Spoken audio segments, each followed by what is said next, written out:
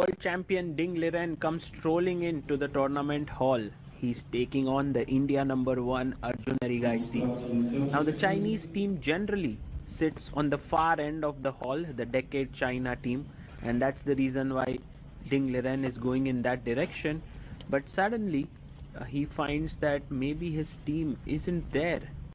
See, there is some other team which is sitting on that podium, and so he has to find his way, and the game is about to begin, and there's a big swarm of journalists gathering around the board, and Ding runs to the board as the game has just begun.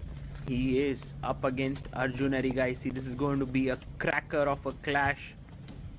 Ding takes his seat, and let's see what he plays. He opens the game with 1 d4. And he hasn't pressed the clock. That's the reason why Arjun is not making his move. Puts the queens on the other side and presses the clock. Arjun goes d5. We have the queen's gambit with c4.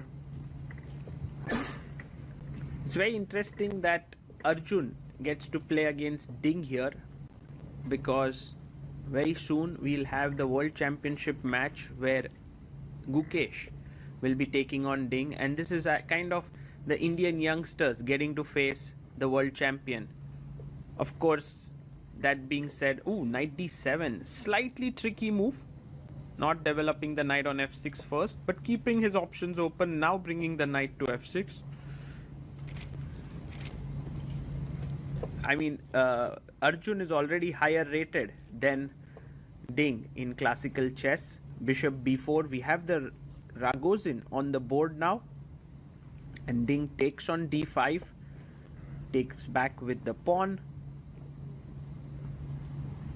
And one of the things that has happened to Ding Liren in this tournament is that he seems to be regaining his form. He hasn't lost a single game yet. When he was facing Arjun, knight to e4 played by Arjun, trying to get it sharp, and generally in such positions, g5, h5, g4, h4, all these are very, very common moves, and so Ding very quickly wants to get rid of this knight on e4. Arjun takes on d2.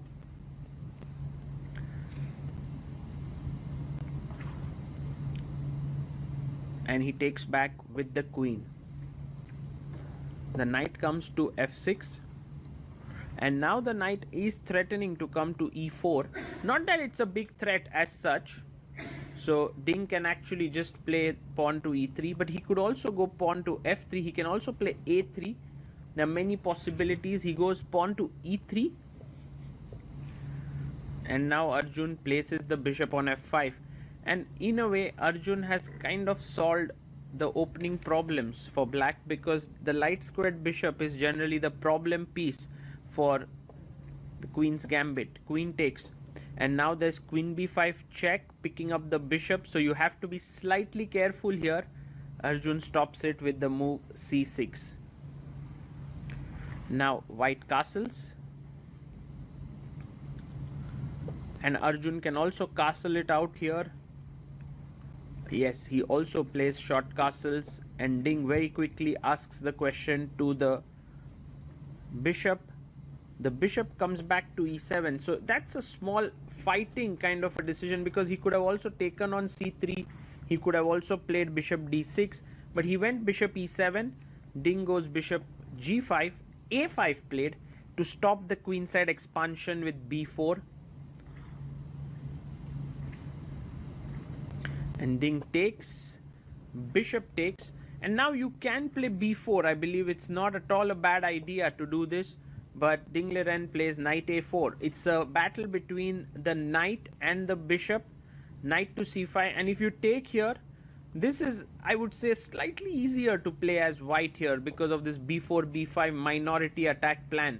Queen c7 played by Arjun. He's not going to give up his bishop easily. He has some possibilities here on the king side with bishop d6, trying to push h pawn down the board. He does play bishop d6, g3 played by Ding, and Arjun fixes the structure on the queen side with a4. Rook c3 played. Maybe next idea is to go queen c2 to attack the pawn on a4. And rook a5 played. The queen comes to c2, putting pressure here. Well, you can take here, but then maybe rook takes c5 and the position remains equal. So Arjun goes rook a8 and king g2 played. g6 played by Arjun. The game is developing calmly. Maybe Ding has an idea to push e4 at some point, because black's pieces have slightly been sidelined in the position. But queen e7, Arjun is remaining centralized. He's aware of what's happening. Ding goes rook c1. And now king comes up to g7. Queen goes back to d1.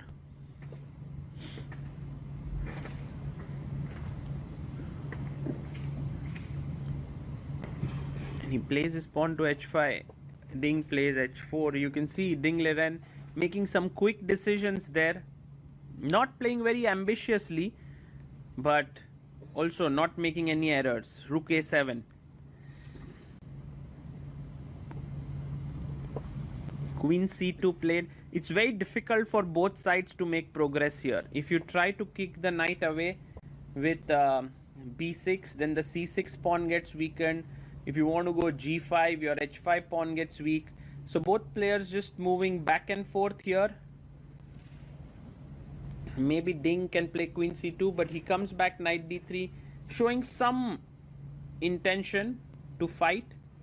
Rook b5. Very interesting. Queen comes to f3. And now Arjun plays rook a6. He wants to double down the b file, putting pressure here. Rook c2.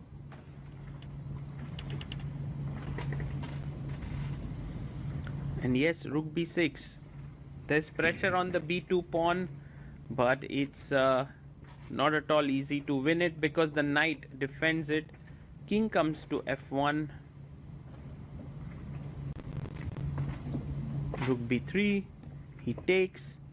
Pawn takes would weaken the position, and also you want to keep the b2 pawn as a weakness. So rook takes makes a lot of sense here. Well, Arjun is seriously thinking in this position because ab3, rook c1. It feels like white has slightly better chances here. So that's the reason why it's better to take with the rook. And finally, after quite some thought, Arjun is down to 2 minutes.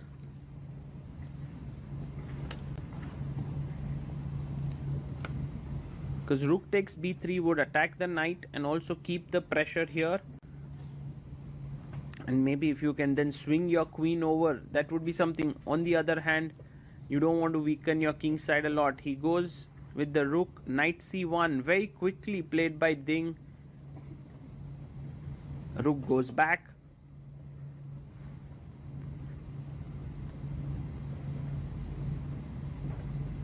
And he brings his knight to e2.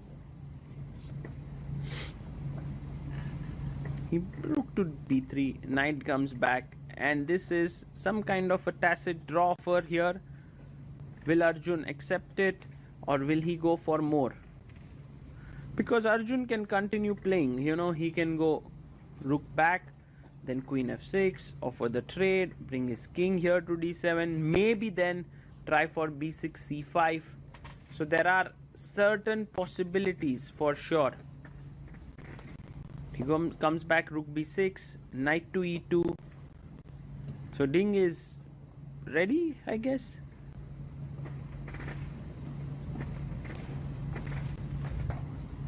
Arjun just making sure that he does not have something very concrete idea here before planning to repeat the position. And he goes rook b3, and Ding now starts to look at the other boards. He gets up and sees the boards of his other team members, whether he should continue playing or not. And I think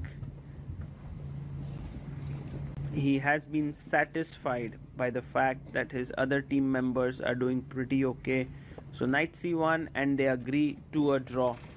Quite a solid game. I think Arjun can be happy with this, but also Ding can be happy.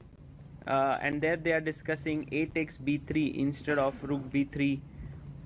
For Ding, this tournament continues to be a very solid one and his path back to being what he was a couple of years ago.